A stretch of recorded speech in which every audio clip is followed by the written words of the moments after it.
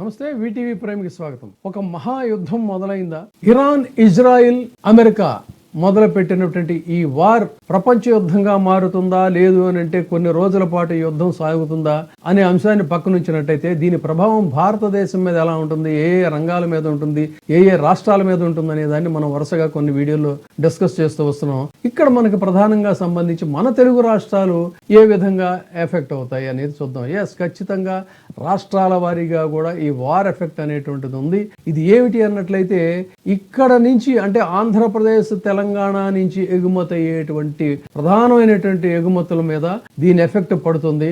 ముఖ్యంగా ఎఫెక్ట్ అయ్యేది ఏంటంటే ఫార్మా తర్వాత ఆల్రెడీ ట్యాక్సులు పెంచటం వల్ల అమెరికా మనకి ఆక్వా అనేటువంటిది చాలా డోల్డ్రమ్స్ లో ఉంది, ఇబ్బందుల్లోనే ఉంది. ఇప్పుడు ఈ యుద్ధం వల్ల ఈ రొయ్యల సాగు ఎగుమతుల కంటైనర్లు ఉంటాయి కదా, ఆ కంటైనర్లకు కూడా కొరత ఏర్పడేటువంటి ప్రమాదం ఉంది.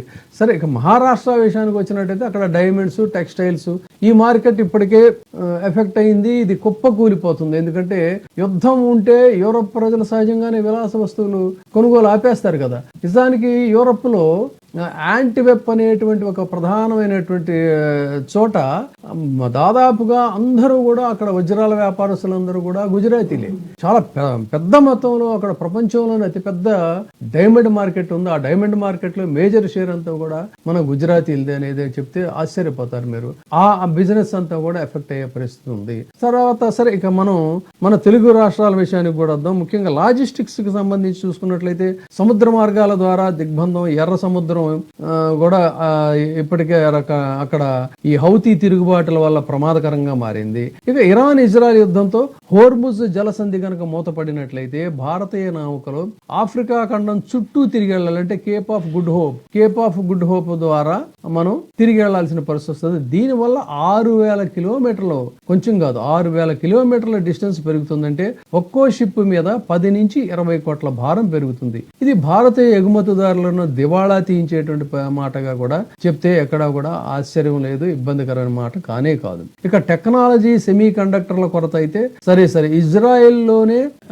ఇజ్రాయెల్ ప్రపంచంలోనే అత్యుత్తమ టెక్నాలజీ హబ్. ప్రత్యేకించి భారత్ తన రక్షణ వ్యవస్థల కోసం, చిప్ డిజైనింగ్ కోసం ఇజ్రాయెల్ మీదే ఆధారపడుతుంది. యుద్ధం వల్ల ఇజ్రాయెల్ తన కంపెనీలను యుద్ధ అవసరాలకు గనక మళ్లించినట్లయితే భారత్లోని స్టార్టప్ రంగాలు ఇవన్నీ కూడా, డిఫెన్స్ మ్యానుఫ్యాక్చరింగ్ ఇవన్నీ కూడా నెమ్మదించేటువంటి ప్రమాదం ఉంది.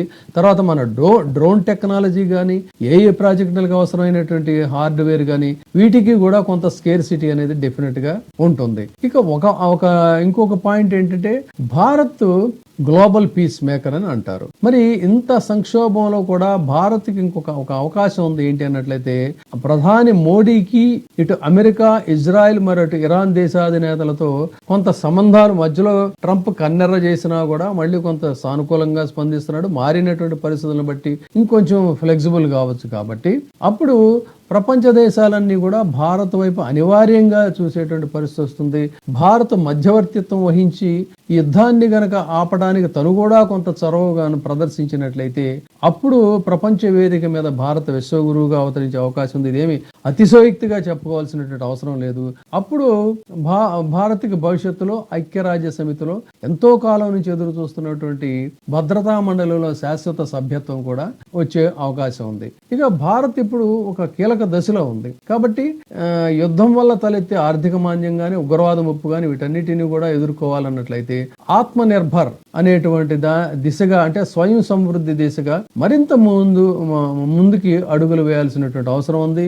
ఇక చమురు ఇబ్బందులను ఎదుర్కోవాలన్నట్లయితే గ్రీన్ ఎనర్జీ వైపు కూడా మళ్ళడం. ఇప్పటికే చాలా దీనికి సంబంధించినటువంటి కార్ల మ్యానుఫ్యాక్చరింగ్, 2 వీలర్స్ కూడా వస్తున్నాయి, కానీ ఇంకా మరిన్ని రావాల్సినటువంటి అవసరం ఉంది. ఇది దీనికి సంబంధించింది.